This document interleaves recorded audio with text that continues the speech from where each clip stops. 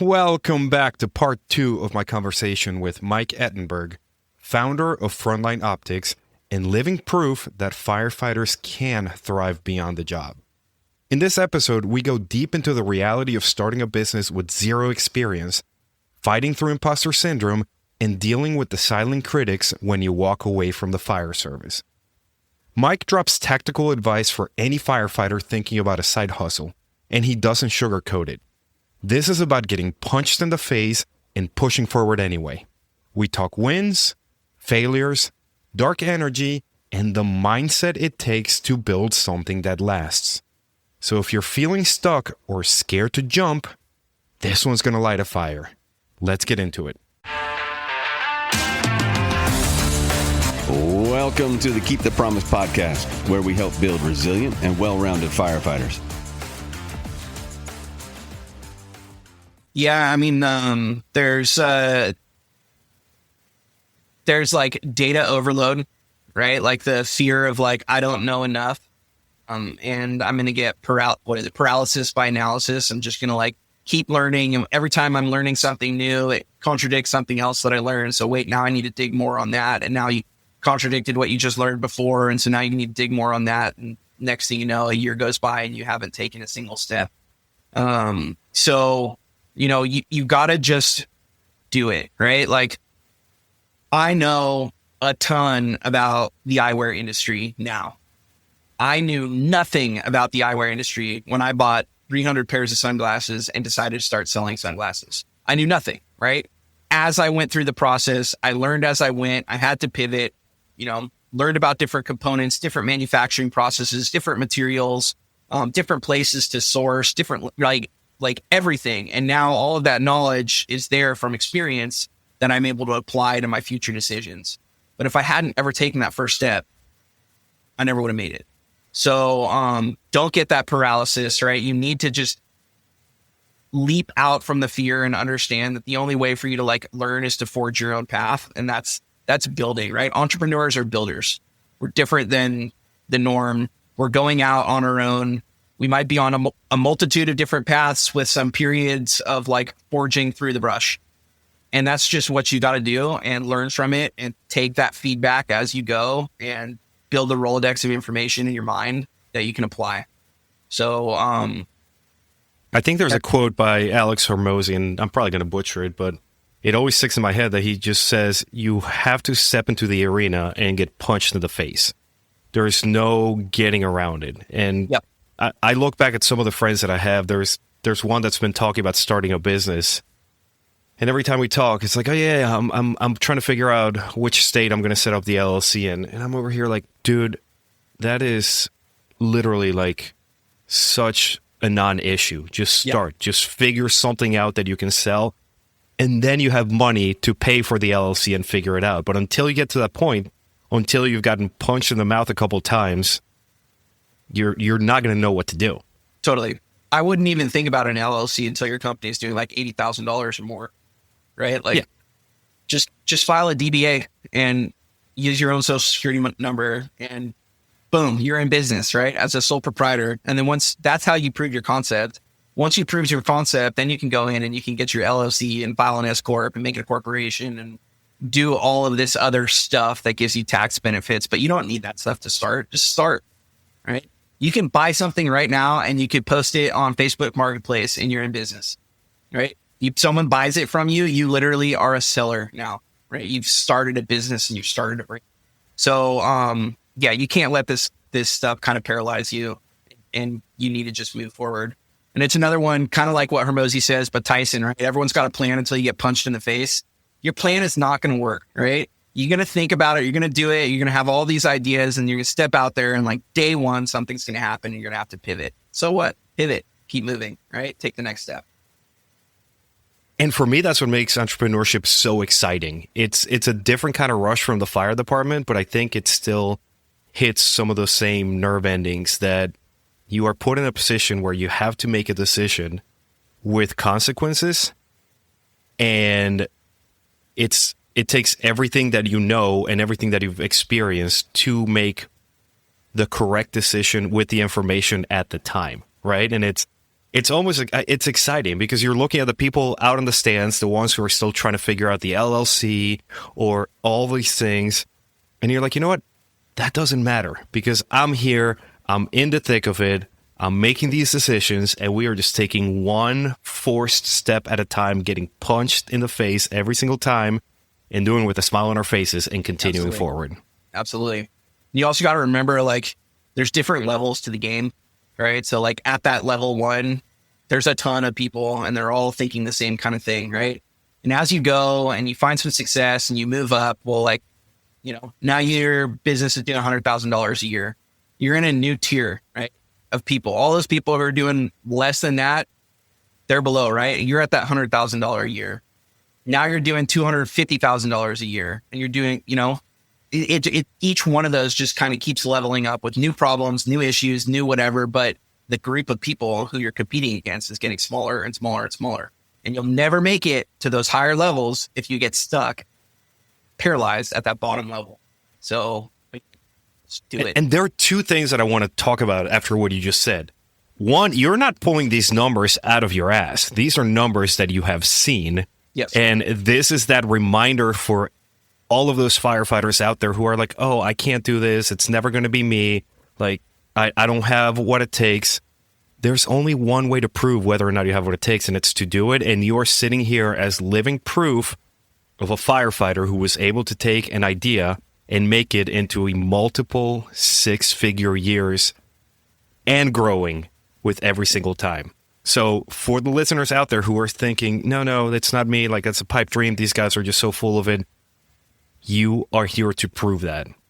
Well, let's take another step there. You're a firefighter, right? You're a paramedic. Think about the pool of people in your class that in paramedic school that didn't make it, that weren't able to make the cut, right? Think about the people who applied for the fire department and didn't get it and didn't make the cut. You already are like cut from a different cloth. You already have what it takes to separate yourself. You just have to change your mindset because now you're not applying it to getting a fire job. You're applying that same like grit to building your business. So you already have the makeup. You already have the foundation if you're on this path, right? Like it's just a mindset shift. That's it. You have what it takes. Just stop being a wimp. Do you think that maybe we get comfortable when we're in the fire department because we surpass that hurdle of getting hired, right? You get hired sure. And you can just literally coast for 20 or 30 years if you choose to. For sure. It's a comfort thing. One, don't be that turd though. Right? Your community deserves somebody who is not sitting back and doing nothing. But yes, it does happen. There is, that sense of, I made it. I don't want to promote now. I'm just going to be a firefighter, right? Or maybe it's been a while. You made it to engineer and you're like, I don't want to promote to captain. I'm just going to drive the rig, right? Like there is some like stagnation that happens during that period of time. But overall, remember the drive that you had to get on the job. If you need to like harness that, it's in you. It's in all. I mean, I'm going to fight you on that one because I do believe that there's something to be said for that senior man who never promoted, who is that unofficial mentor and leader, and engine driver myself who never wanted to promote. There's two senior men, right? There's the senior man yes. by the fact that they sound on their ass and have been there a long time. And there's the senior man who maybe only has 5 years on, but is like a student of the craft and understands the job and takes the classes and does what they need to do and works out to maintain like excellent fitness, right? They are the definition of like a firefighter. That's your senior man, right? I don't think senior man is something that you get just simply because you've been there the longest. You have to earn that role. And now sometimes that is the guy who's been there the longest, right? The senior man is the person who's done it and knows it and has been through all of it and is a role model and example by all means. But it doesn't have to be, and it's not just years of service.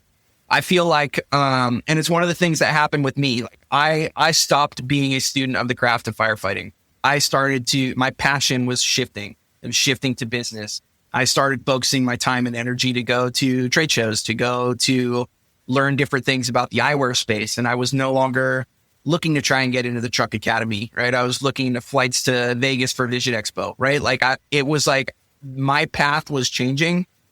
And it was the right thing for me to do, to leave the fire service, because I could have stayed there, run my business, been a firefighter, and been that guy who just sat there, didn't promote, didn't take any more classes, and took up space. And honestly, probably would have become a liability for the department. So it was the right move for me. If you find yourself in that same position, that's also maybe a sign for you that you're growing out of the profession, which there's nothing wrong with, right? You've done the job, you've done good for the community. If your life is changing directions and you find yourself passionate and interested about something else, then, it's going to fulfill you to move after it. I appreciate you being vulnerable enough to admit that you felt like you became a liability. We've seen the people who are very obviously a liability to the department and to their crews who just refuse to admit that. And going a bit off the structure that we had here, did that come about as like hindsight realization after you left? Yep. Or was there a point? Okay, so it wasn't like you weren't sitting there on the recliner one day and you went, wow, I'm a shitbag. It happened after the fact. After the fact, looking back, and I got still great friends, guys who are in my Pro B class, right, that have like continued to learn, continued to promote. Every time you reach out to them and be like, hey, like, you want to hang out? Like, oh, I'm going to this class, right? I'm doing, and it's like, cool, right? Now these guys are, USAR certified, and they're, gone to truck academies and understand like all the latest and greatest techniques. Like, they're kick-ass firemen, right? They're the guy that you want there on a bad day, whether it's your bad day as a crew member or, the citizen's bad day, right? The person with the training and with the expertise is the one that's going to show up. So you should never, and you'll hear it everywhere, right? In the fire service, the day you feel like you've learned everything is the day that you should retire, because it's constantly changing. Building materials are changing, right? Batteries in cars. There's all this different technology that's coming out there now. Tesla batteries on the sides of houses. There's just so many new risks that if you're not staying up on it, you could find yourself in a deadly situation pretty quickly. Yeah, and selfishly putting your own crews at risk, because who's going to come get you? Them. Right. So you realize that after the fact, but you've been building the business, and you still have those thoughts about the fire department, but there's still been wins in the business side of things with Frontline Optics. I hesitate to ask you about what the proudest moment is, because I think that's pigeonholing you. But can you give me a progression of what you felt were some of the biggest accomplishments that you've had up until this point? Yeah. My biggest accomplishment was the day that my take-home salary from the company exceeded what I made as a firefighter. That was my validation that I had made the right decision. With it, additionally, right, I'm home all the time. So like, not only is my income higher, but my free time is higher as well. I have complete control over my own schedule. So like, having that and knowing that I have like true freedom in my life to do what I want to do, and financial freedom in my life to know that I can do the same things I did when I was on the job was a really big moment for me. But there's a lot, right? Like, there's so many milestones, and it's almost sad because you hit the milestone and then quickly forget about it. But like, my first 6 figures, like, I still remember when I first started doing sales, and I get like 2 or 3 sales in a day, and I would be like, man, if I could just do this every day, right, I'd be able to make this much money. And if I could just sell 7 pairs of sunglasses every single day, and it's like, now it's like, if I were to sell 7 sunglasses in a day, I would be like, what happened, right? Like, it's how quickly it can change. But yeah, like, each one of those, it's like, I guess what you could say is, looking back, you exceed a lot of them, but they're like it's like a goalpost that you can never reach it. Because as soon as you get close, you're going to push the goalpost further. It's a new goal, right? You're like close to 100K, and then it's like, okay, like 250K. And then you get close to that, it's like 500. You get close to that, it's like 1 million. It just never ends. But when you look back at it, you kind of see all the things that you accomplished. But obviously the big one that sticks out was being able to completely change my side hustle to main hustle with no financial lifestyle change for the family. Dude, yeah, that is beyond phenomenal. That's the one thing that you need to look back in life and be like, holy shit, I made it. Like, even if an asteroid hits us tomorrow and vaporizes the world, you can still go into the ether being like, made it. Like, yep. I made it happen on my own terms. But you were talking about the goalposts, and it's an often quoted thing that I hear from various entrepreneurs. They always go back to that Haitian proverb that I pulled up. I can't even pronounce it, so I'm not even going to try to. But the translation roughly goes to, beyond mountains, there are more mountains. And it's one of those things that you get to that summit, what you thought was the hardest summit ever, and you look beyond and you're like, haha, there's a higher mountain to climb, and I'm excited to do it. And I think that's what separates the true and good entrepreneurs from the wantrepreneurs, is that the wantrepreneurs will see that mountain and be like, oh, fuck. And the true entrepreneurs are like, game on, still going to get punched in the mouth, still going to get kicked a bunch of times, but there's another mountain to climb. And they just don't stop. They just never stop. And that's, you have to learn to enjoy that and to just love every second of getting kicked in the teeth. 100%. Now, charity, because you're big on charity, right? You support the First Responders Children's Foundation. Why? Well, I wanted to build a brand that was for all of us, right? Not just firefighters, not just police officers, not just paramedics. There's a lot of foundations out there that are exclusive in that sense. As much as we like to pick fun at each other, at the end of the day, like if you go to like a barbecue, a neighborhood barbecue, like the cops, firefighters, and paramedics are going to be standing together in a corner, right? Like we are different than everybody else. And we'll talk a lot of shit to each other about who's the best in that circle, right? But like at the end of the day, we've all got each other's backs.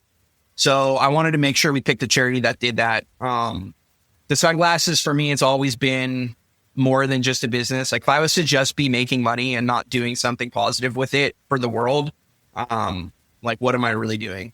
You know, everything I feel like should be able to make some kind of impact in the world. And so for me, I wanted to make sure we gave back to those who perish in this career and leave their families behind. So the First Responders Children's Foundation was built after 9/11 out of New York, and it takes care of police, firefighters, paramedics, EMTs, you name it. If somebody is either killed in the line of duty or has like a life-altering injury, paralysis or whatever, right? They're going to provide for those families. They provide support in those situations. They provide scholarships for kids to go to college. So they really, it's an amazing organization, and it encompasses everything that we are and what we stand for with like our brotherhood and sisterhood. So they were the obvious choice, the obvious partner to give a percentage of our profits. Just take that back, a percentage of our revenue. So we take it off for profit. So some companies will do like a percentage of profit, and that, that's also great, but it's for a tax percentage, right? It helps with taxes. We make sure that comes out first. So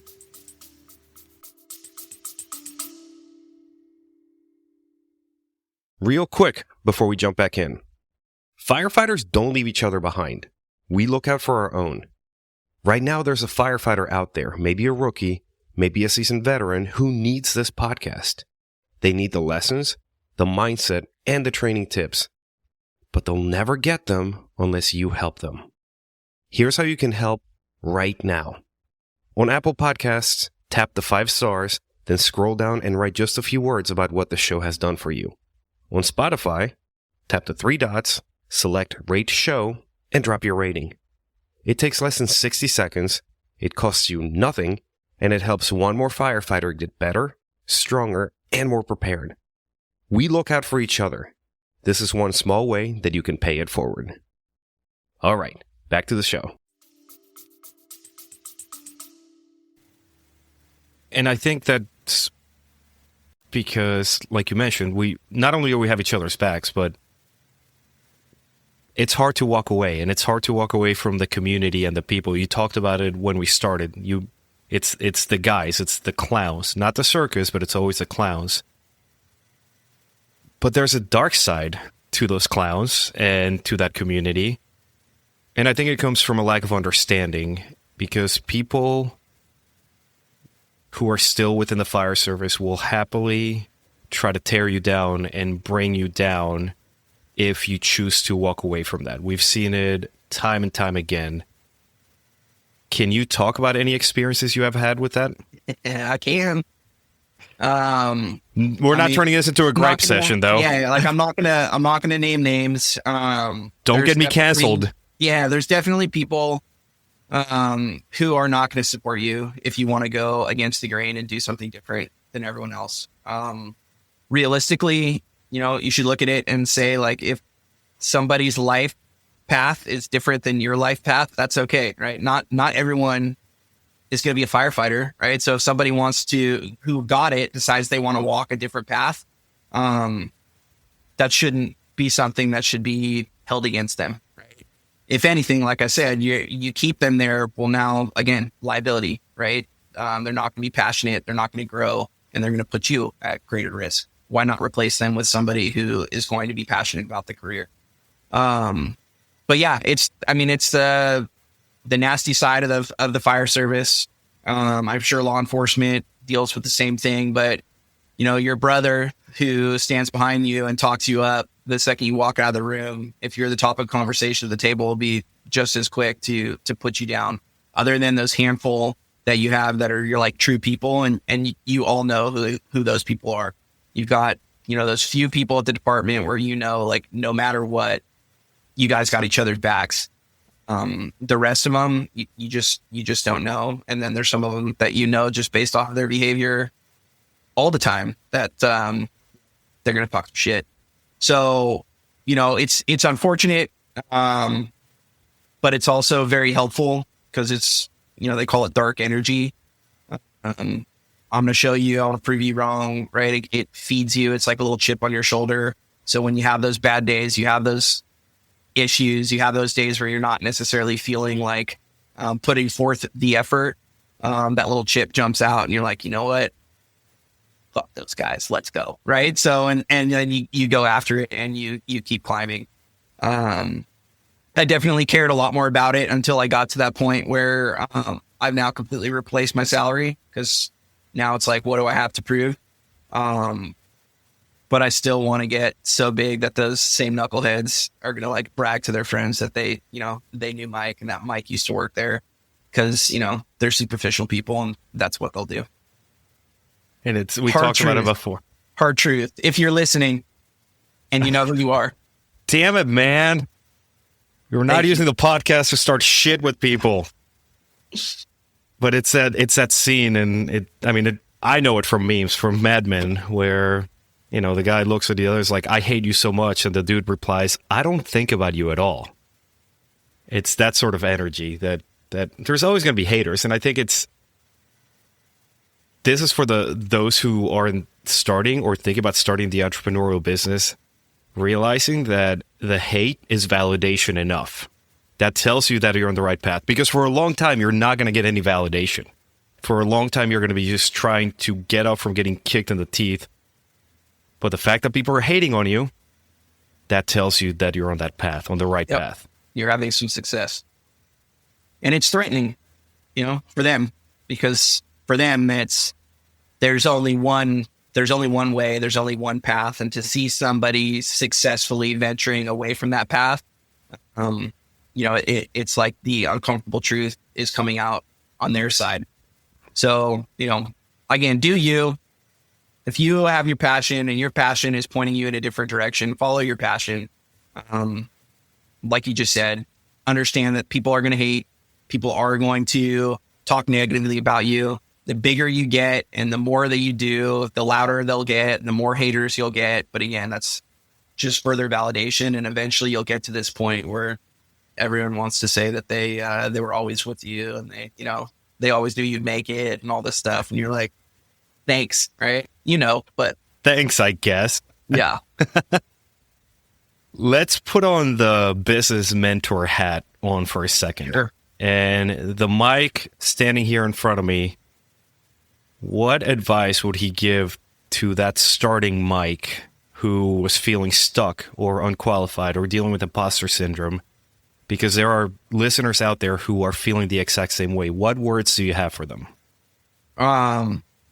Just do it. Right? Just do it. Take it. Just move forward, right? Take that step. Just like don't hold back. Don't get like paralyzed by your own thoughts. If you go to bed at night thinking about something you want to do, and you wake up thinking about something you want to do, and you watch a YouTube video on the topic that you want, and it like makes you happy, that's all the validation that you need to try, right? It will fill your cup if it's what you want to do. That would be my advice. And then understand that like imposter syndrome, it doesn't change. Right? I still have it, right? You just go into bigger rooms and you're the small person in the bigger room and you have imposter syndrome for being there. I was in a room just last month with, it was like a mastermind where the minimum revenue tier to get in the room was $1 million, right? And I finally broke into this room, super excited. I get in there and these guys are doing like 20, 40, $50 million a year. I realized right away when I walked in, I had a little bag with all my sunglasses in it because I wanted to, show people my product. No one in that room had their products with them. There was no emotional connection. They were businessmen, right? They were running operations and they wanted to talk about operational efficiencies and import challenges and warehousing and all this stuff that was like had nothing to do with the product. And I was like, wow, right? Mindset shift here.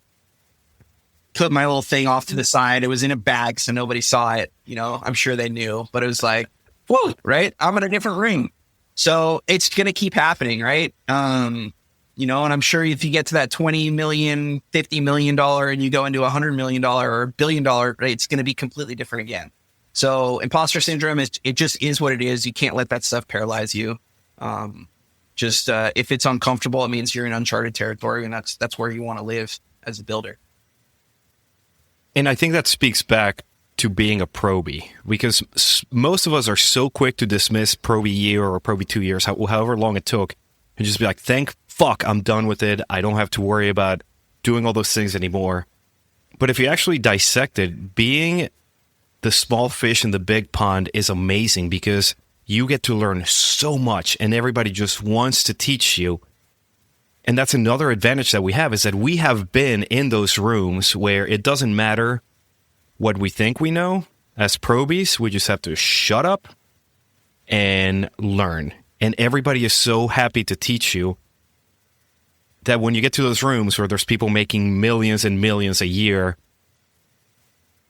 you can just put on that probie energy and be like, all right, I'm going to learn from every single one of you, but with the mindset and with the scrappiness that I already have. And it's funny you mentioned the mastermind, because I was in a similar one. Same shell shock. I was quiet the entire time. There were people throwing numbers that frankly made my head spin.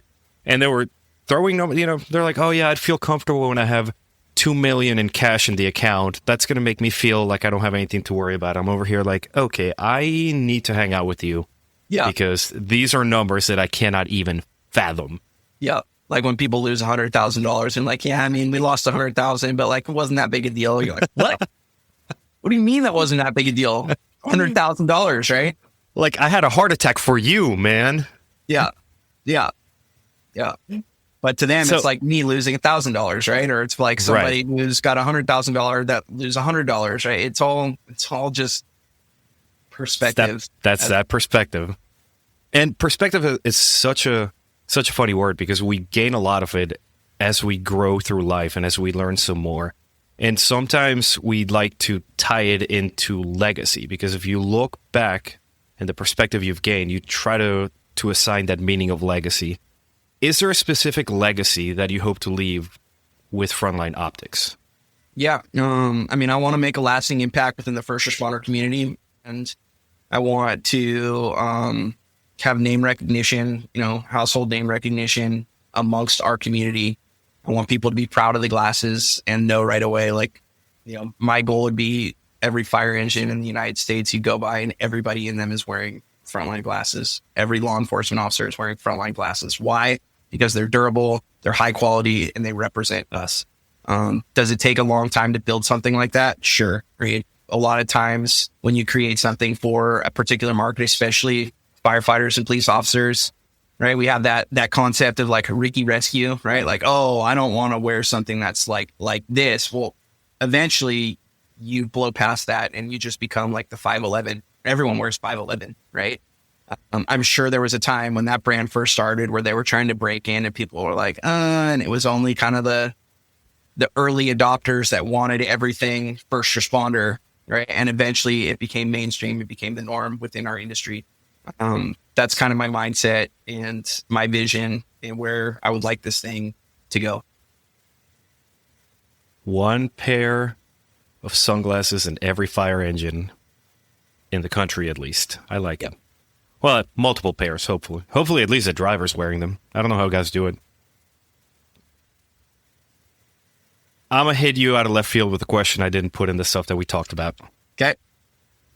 What is the one failure that you cherish the most? That's a good question. My first fire academy, I failed. I was with San Diego City. I kind of got lucky. I was one of those people who got in early, having not put a lot of time in. I was not physically ready yet. I was not kind of emotionally ready yet. And I ended up getting injured in that academy. I hurt my back. Still dealing with it to this day. But from that, I learned that, especially like I'm a small guy, I'm 5'5". Like if I wanted to be 5'5" and be a firefighter, well, I needed to be a beast, right? I couldn't just do what the 6-foot guy is doing, going for a jog and doing some push-ups and be able to do the job. Like I needed to do that much more. I learned that from that failure. I strengthened myself. I worked on myself. And the next time I was given the opportunity, I didn't let it go by. It still sticks with me, right? Like I still remember that. It was like one of the most defeating moments of my life, but it was also one of the moments of my life that kind of shaped me and built that resilience, to learn, right? Learn from your failures, pivot on what you're doing that isn't working, focus on what is working, and attack it again. And win. Fucking win. Mike Ettenberg, Frontline Optics, my brother, thank you so much for coming on. Where can people find you? Yeah, you can check us out online, frontline-optics.com. We're very active on Instagram and Facebook.